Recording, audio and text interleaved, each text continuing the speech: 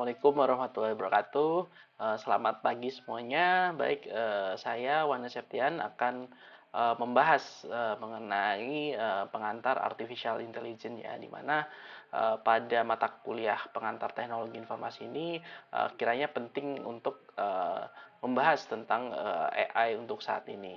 Lalu pada dasarnya artificial intelligence itu merupakan suatu cabang ilmu di mana AI tersebut dapat membantu untuk menyelesaikan masalah-masalah yang kompleks terhadap aktivitas-aktivitas maupun keseharian dari manusia itu sendiri.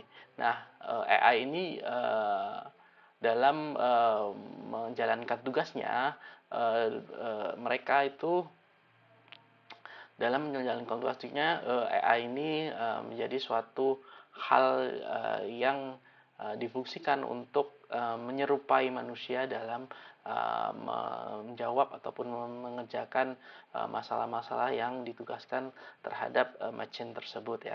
AI sendiri itu merupakan suatu cabang dari ilmu pengetahuan ya, di mana AI tersebut memiliki peran penting dalam kehidupan ataupun aktivitas kehidupan dari suatu individu pada saat ini ya, di mana AI tersebut dapat memecahkan masalah yang begitu kompleks pada setiap aktivitas sehari-hari kita, di mana AI tersebut memecahkan atau menjawab dari permasalahan tersebut menggunakan suatu karakteristik dari bagaimana seseorang manusia mengerjakan tugasnya tersebut, sehingga AI tersebut dapat dikatakan mimik ataupun menyerupai sesuatu karakteristik dari manusia itu sendiri. Namun hal tersebut dikerjakan dalam computer friendly way ataupun dari gaya bahasa machine learning itu sendiri gitu. Nah, untuk earlier story ataupun sejarah awal mula dari ditemukannya artificial intelligence itu sendiri dimulai pada tahun 1950 ya, di mana seorang British ataupun ahli matematika dari Inggris, Alan Turing, menulis suatu jurnal ataupun paper di mana dengan tema Computing Machinery and Intelligence, yaitu adalah mesin komputer dan kepintarannya dalam suatu menjalankan tugas. Apakah itu mesin itu dapat berpikir gitu, ataupun dengan cara mesin tersebut menjalankan tugas sendiri. Lalu untuk pengerjaannya tersebut pada tahun 1956 di Dartmouth, di mana pengerjaan tersebut disponsori oleh John McCarthy. Pada proposalnya untuk workshop tersebut yaitu adalah Study of Artificial Intelligence. Nah, Alan Turing tersendiri memiliki kutipan, yaitu adalah computer would deserve to be called intelligent if it could deceive a human into believing that it was human. Di mana komputer itu akan dikatakan pintar ya, di mana apabila komputer tersebut dapat mengecoh ataupun bagaimana manusia tersebut dapat ditipu olehnya gitu ya. Kenapa AI? Nah, AI sendiri merupakan suatu mesin ataupun entitas ya, di mana mesin tersebut memiliki kecerdasan sendiri ya, di mana tujuan utama dari pengembangan artificial intelligence itu adalah bagaimana dengan cepat kita dapat mempelajari ataupun menjawab tentang terkait dengan masalah yang ada di lingkungan dengan cepat dan berperilaku layaknya manusia itu sendiri gitu ya.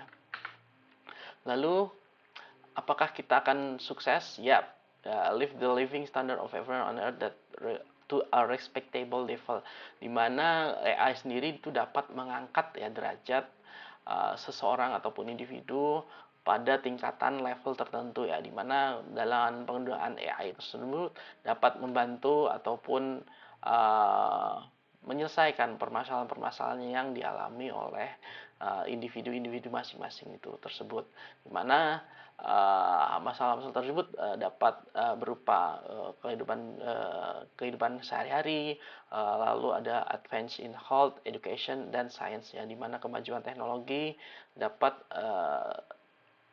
berdampak terhadap bidang lain seperti kesehatan, pendidikan, dan pengetahuan. Nah, berikut ini adalah salah satu pemain profesional reverse, ya, ataupun Go, di mana permainan tersebut dia melawan sebuah AI ataupun kecerdasan buatan, dan kecerdasan buatan tersebut memenangkan dari pertandingan tersebut, ya. Jadi di mana di sini dapat dilihat bagaimana nature ataupun AI berhasil mencapai superhuman level ataupun manusia super yang dapat mengalahkan sekalipun juara dunia dari satu game tersebut, ya. Nah, di sini juga terdapat beberapa fungsi dan kegunaan dari artificial intelligence itu sendiri, di mana di sini dapat dilihat yaitu traffic ataupun pengontrol arus lalu lintas, ya, di mana dapat mendeteksi beberapa tipe ataupun varian dari kendaraan yang berlalu lalang di jalan perempatan tersebut. Nah, di bidang kesehatan juga beberapa hal penemuan yang berhasil didapatkan dari pemanfaatan artificial intelligence, yaitu adalah atomic structure of AIDS, patogen protein, lalu ada beberapa scientific discovery ataupun temuan-temuan yang dihasilkan dari adanya artificial intelligence, ya, yang menggunakan graphical processing unit, yaitu suatu komponen komputer yang dapat memiliki komputasi yang begitu besar, ya, sehingga dapat mempercepat bagaimana AI tersebut dapat melakukan tugasnya. Nah, berikut ada beberapa suatu cuplikan di mana AI tersebut dapat menjadi salah satu hal yang kritikal, ya, untuk saat ini, yang dapat membantu ataupun bagaimana masa depan tersebut dibentuk oleh sebuah AI. Mari kita saksikan. If you want to understand the future, the best place to start is by looking at the people that are actually going to live in it. Forget millennials. It's their kids that we should be really worried about. The generation I'm particularly concerned with is the one born between 2010 and 2025.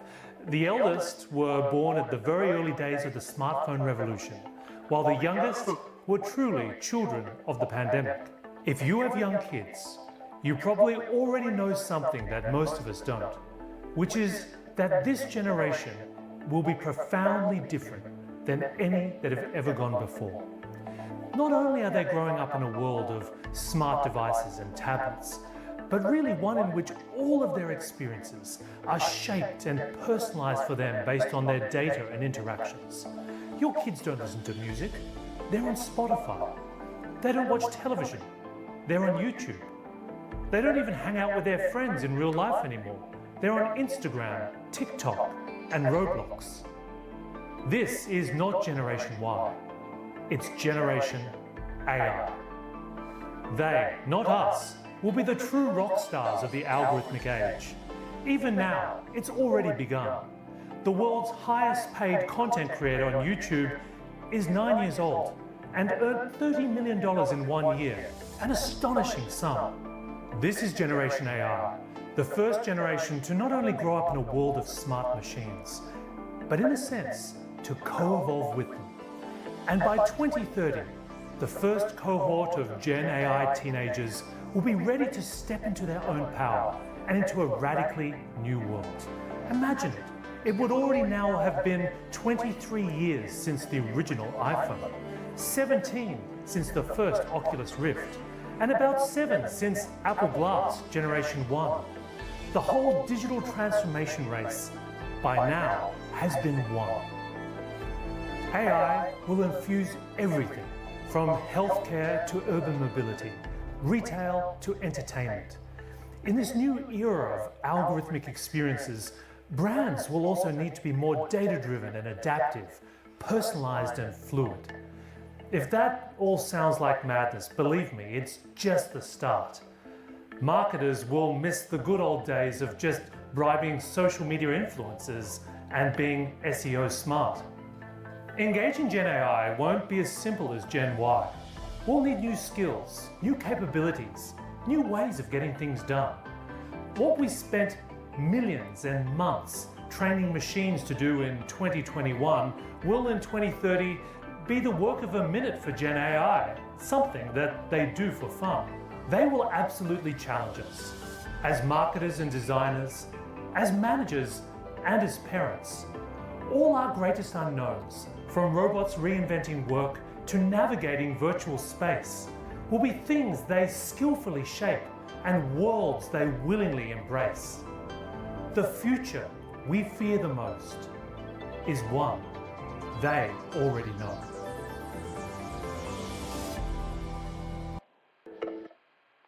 Oke, baik, pada video tersebut kita sudah dapat melihat dan membayangkan ya bagaimana AI tersebut akan membentuk suatu peradaban baru ya dari tahun 2020-30, di mana anak-anak tersebut pada masa tersebut akan diprediksi merupakan suatu gen AI ya, bukan lagi gen Y, gen alpha maupun gen lain-lain. Jadi sekarang mereka menyebutnya generation AI ya, di mana mereka sudah sangat lihai ataupun sangat advance terhadap perkembangan artificial intelligence di masa mendatangnya, di mana keseluruhan task ataupun aktivitas-aktivitas yang mereka kerjakan dapat berhasil ataupun dinaungi oleh suatu artificial intelligence tersebut.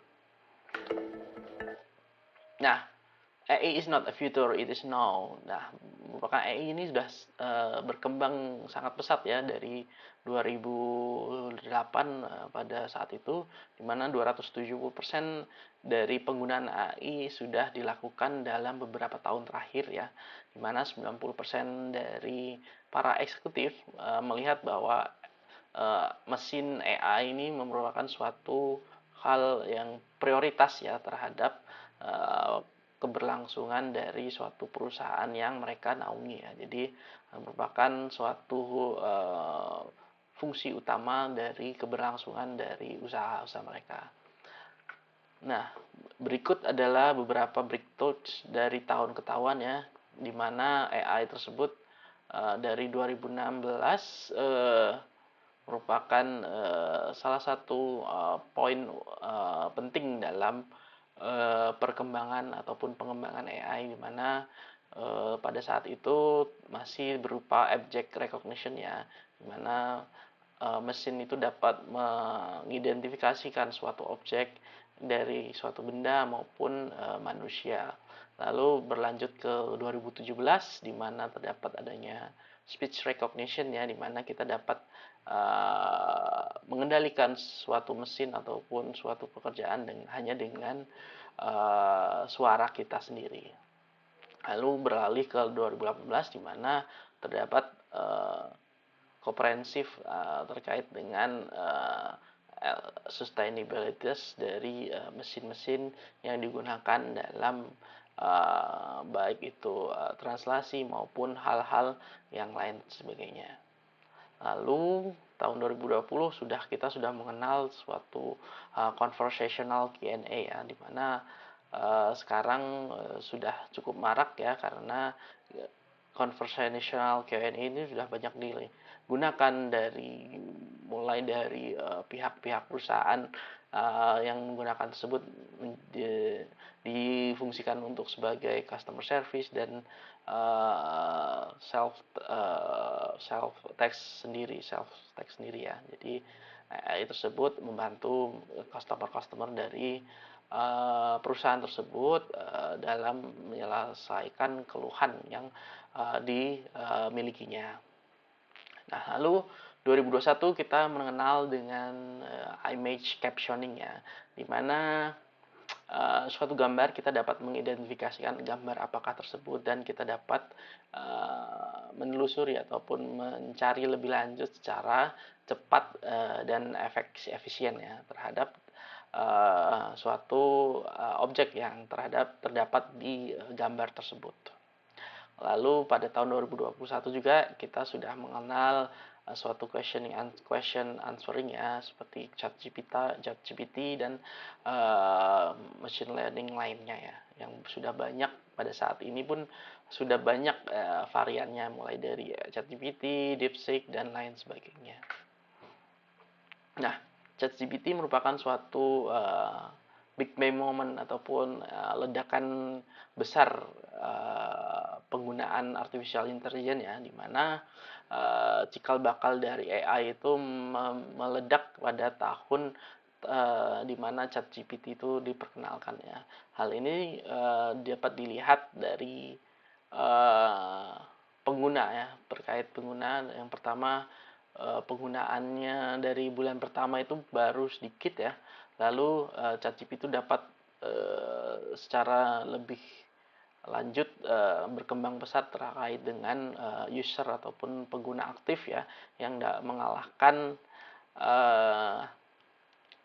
dari TikTok, Instagram, Pinterest, Spotify dan Telegram ya. Dimana untuk mendapatkan 100 juta pelanggan aktif dalam 1 bulan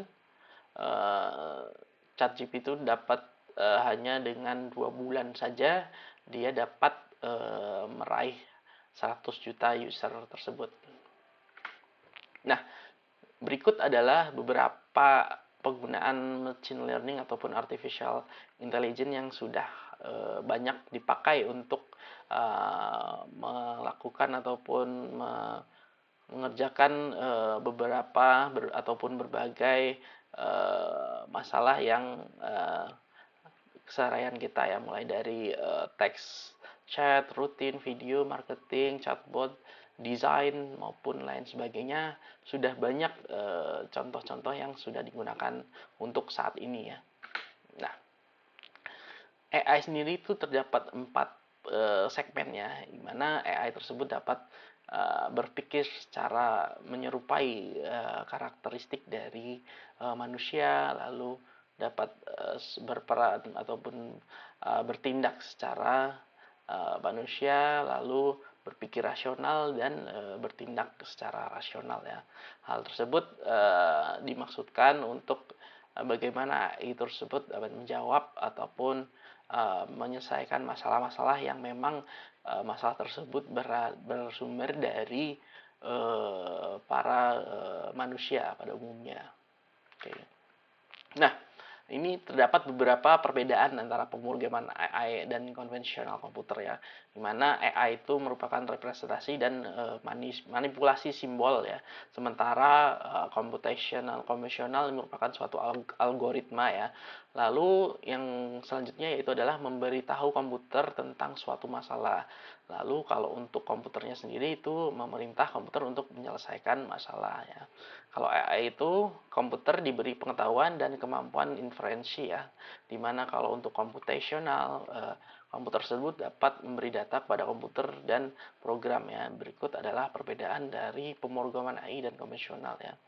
Gitu. Jadi kalau AI itu ada machine learning, kita diberikan suatu train ataupun kemampuan pengetahuan, lalu dapat melatih pengetahuan tersebut dan dikembangkan secara mandiri ya.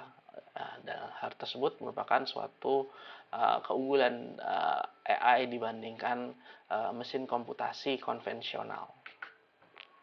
Nah, berikut adalah beberapa teknik dasar ya artificial intelligence, di mana yang pertama yaitu adalah searching ya, penyelesaian suatu masalah dengan teknik searching ataupun pencarian ya, blank search, heuristic search.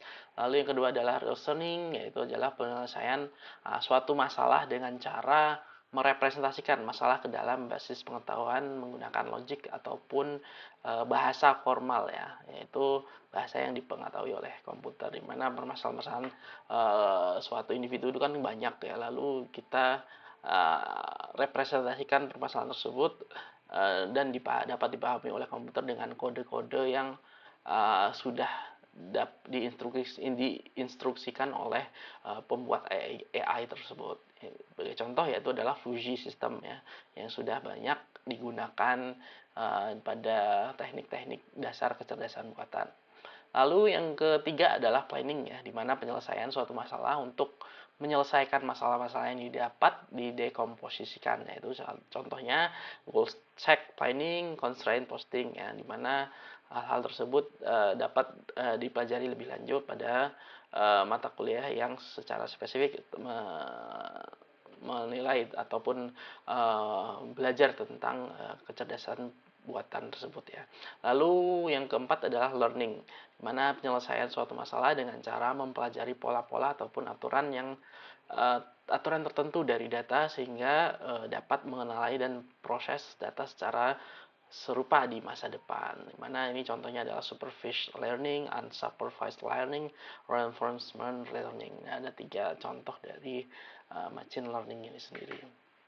Nah, yang selanjutnya itu adalah berikut merupakan suatu bongkahan besar terkait dengan artificial intelligence ya, di mana artificial intelligence itu merupakan suatu cabang ataupun ranting-ranting yang banyak ya, di mana cabang-cabang tersebut menuju terkait dengan segmen-segmen yang lain ya, seperti machine learning, deep learning dan lain sebagainya. Nah, di sini kita petakan ya, ada 3 kelompok artificial intelligence ya yang umum dikategorikan saat ini, di mana artificial intelligence itu merupakan keseluruhan dari program yang dapat merasa, reasoning, acting dan mampu beradaptasi ya.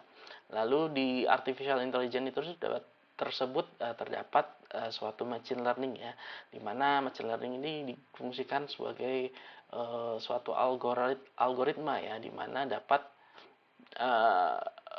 berkembang ataupun lebih pintar ya ketika algoritma tersebut terekspos ataupun dikasih ataupun diberikan data dari waktu ke waktu ya, sehingga algoritma tersebut dapat semakin pintar seiring dengan peningkatan data yang diterimanya.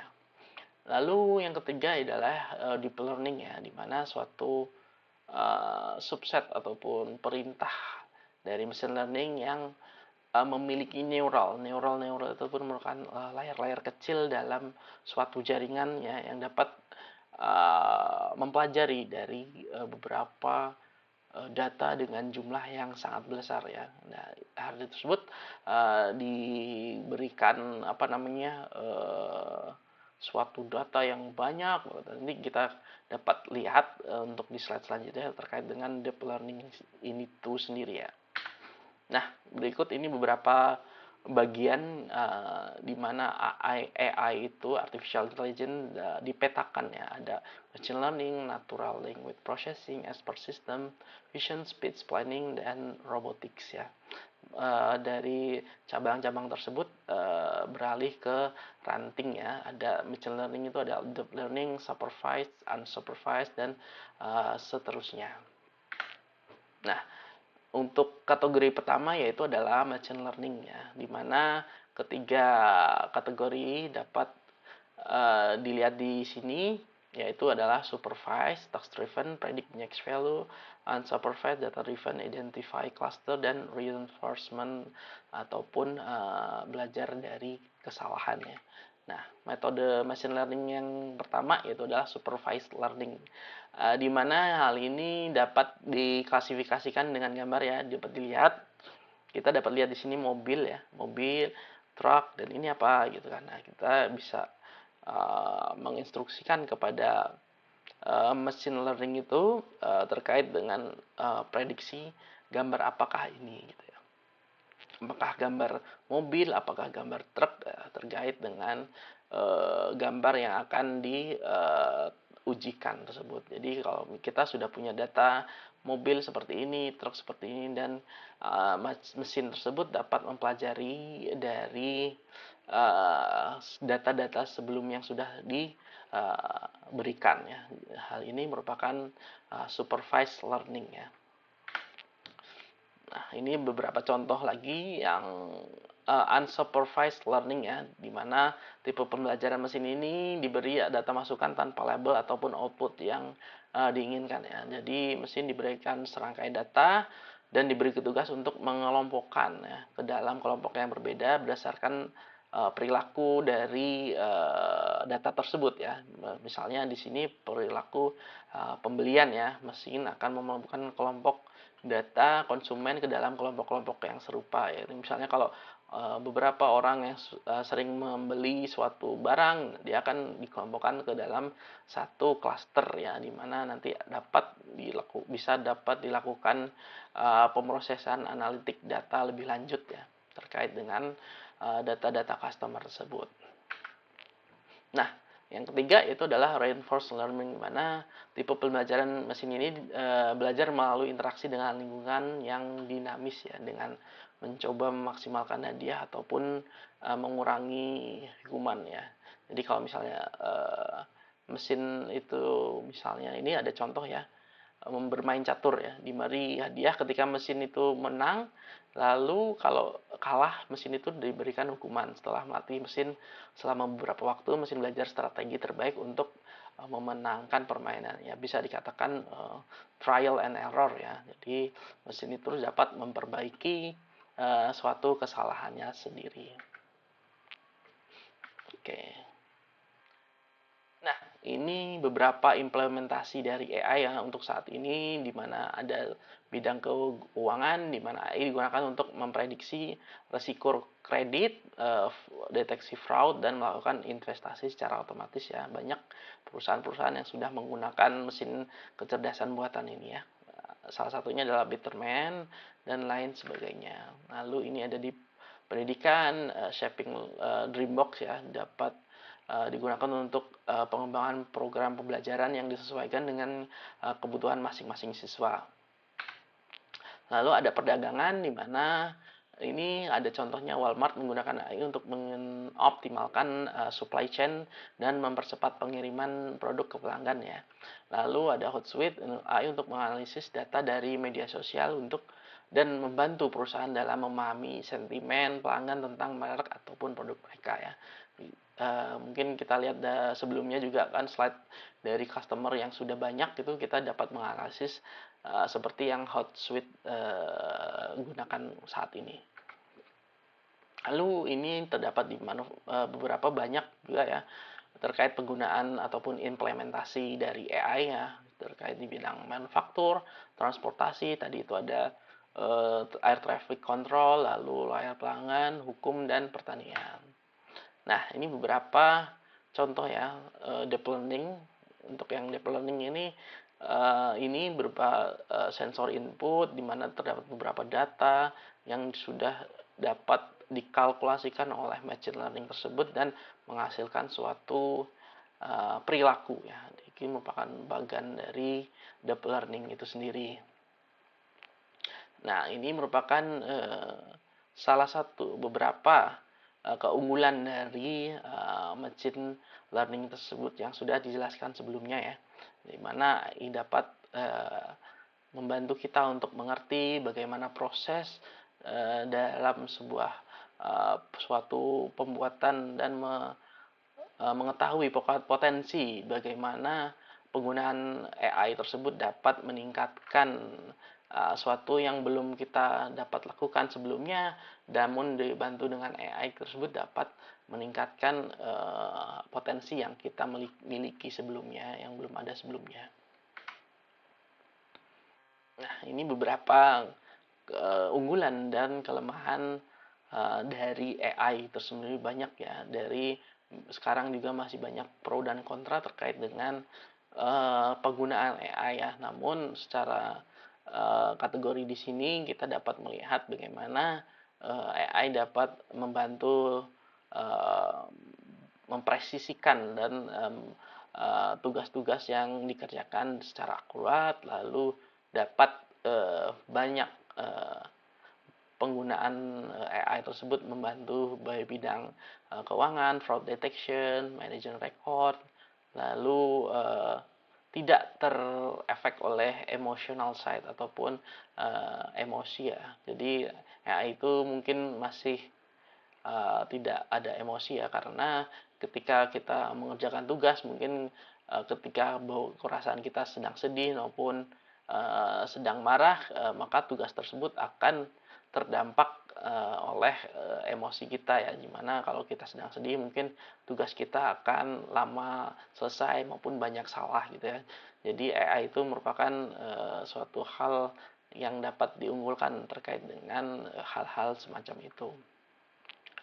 Oke, di sisi lain juga mungkin kekurangan dari AI itu dapat menimbulkan suatu unemployment ya, di mana beberapa pekerjaan yang mungkin sebelumnya dikerjakan oleh manusia akan semuanya digantikan ataupun tergantikan oleh AI. Nah, hal tersebut dapat kita waspadai ya, terkait dengan kemajuan di bidang AI tersebut. Nah, kita harus memetakan strategi-strategi apa yang kita dapat lakukan agar dari kerugian-kerugian yang ditimbulkan oleh artificial intelligence ini dapat kita minimalisir ya, dan mengambil kebermanfaatannya lebih banyak seperti itu. Nah, using AI in education juga sangat penting ya, karena sekarang sudah banyak bagaimana AI tersebut berfungsi untuk membantu siswa terkait dengan tanggung jawab atas tugas-tugas yang diberikan oleh guru maupun dosennya ya, dimana mungkin AI tersebut dapat membantu, namun integritas dari tugas tersebut kan merupakan suatu tanggung jawab dari mahasiswa maupun siswa tersebut, sehingga perlunya adanya etika dari penggunaan AI tersebut merupakan suatu hal yang sangat krusial ya, terkait dengan perkembangan AI saat ini, agar nantinya keseluruhan dari aktivitas-aktivitas kita dapat bermanfaat dan tidak merugikan orang lain maupun diri sendiri untuk kita pelajari. Ini beberapa plagiarisme risk dan lain sebagainya ya. Lalu konsekuensi, nah kalau jika kita menggunakan AI, kita dapat mengurangi ataupun kemampuan kita dalam mengembangkan skill-skill yang mungkin bisa terbuka ataupun tercover sebelumnya ketika belum ada AI. Namun karena ada AI, maka skill-skill yang kita punya mungkin akan tertutup ya, karena lebih mudah menggunakan AI, walaupun skill kita sebenarnya memadai untuk melakukan tugas-tugas tersebut dan mungkin jauh lebih baik. Baik, terima kasih atas perhatiannya terkait dengan mata kuliah kecerdasan buatan ini, di mana semoga teman-teman ataupun rekan-rekan yang menyaksikan dapat lebih dalam memahami terkait dengan kecerdasan buatan itu sendiri ya. Terima kasih, saya akhiri. Wassalamualaikum warahmatullahi wabarakatuh.